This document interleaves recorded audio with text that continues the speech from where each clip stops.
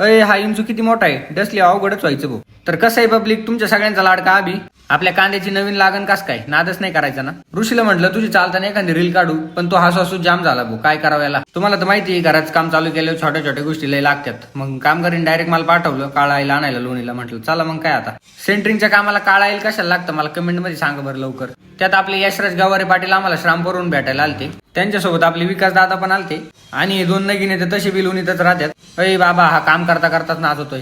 पण काही म्हणा या माणसाचा स्वभाव लय रॉयल बरं का, नादच नाही करायचा आणि कामाच्या बाबतीत तोडच नाही. कॉलमचं काम सगळं पूर्ण झालेलं आहे. मग ते खड्डे बुजवायचे होते. मग लगेच कातोरे साहेबांची आठवण आली आणि त्यांना 2 मिनिटात फोन केला. 3ऱ्या मिनिटात ते आले.